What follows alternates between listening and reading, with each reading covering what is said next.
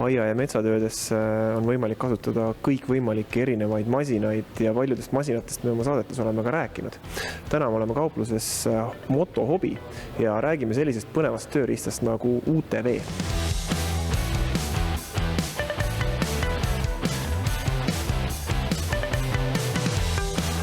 Alustaksi sellest, et räägi mõne sõnaga lahti, mis asi on UTV ja millest see lühend? UTV on põhimõtteliselt samasugune maastikusõiduk nagu ATV, aga ta on siis utility tüüpi ehk siis ta on rooliga juhitav, tal ei ole juhtrauda, nii nagu on ATV-del.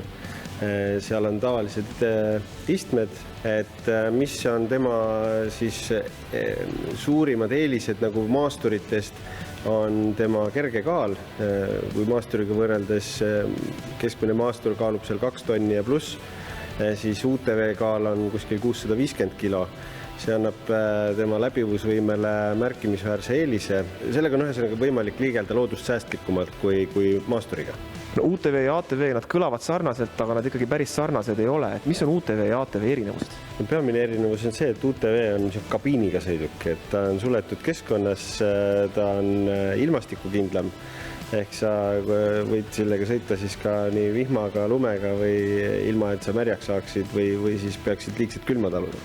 No ega UTV on mitmekesine masin samamoodi nagu ATV, ta ei ole lihtsalt kabiin ja kast, vaid sellele saab nii ette kui taha ka erinevaid põnevaid lisavarustusi panna.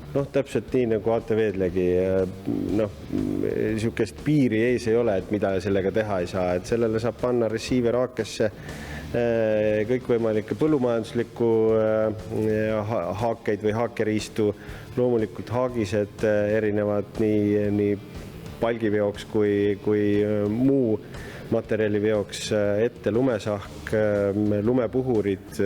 Oleme müünud komplekte, millel on roomikud all ja kasutatakse neid meil siin suusaparkides, kus igapäevaselt ratastega ei pääse näiteks. Vints on kõikidel nendel maastikusõidukitel niisugune must-be või niisugune oluline.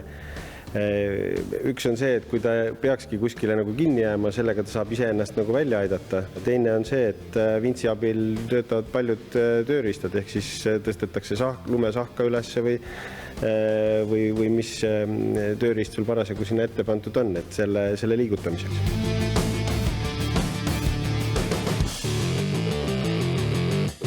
No lisaks sellele, et UTV-ga on võimalik ära teha kõik võimalikud tööd talumajapidamises või siis korteriühistu juures, tooks mina välja ühe asja, mis võib-olla teda eristab sarnaste omadustega tööriistadest aias, on see, et ta on siiski võrdlemisi kiire. Mis tähendab seda, et kui teil on pikad vahemaad, näiteks teil on palju metsa, suured põllud, siis vahemaade läbimine kiiresti ei ole selle masinaga probleem ja tema maastikuvõimekus lubab teil ka üle erinevate kraavide ja põõsaste sellega pääseda, nii et kellel vähegi on rohkem sõitmist ja oleks vaja kasti, siis UTV teie majapidamises on väärt masin.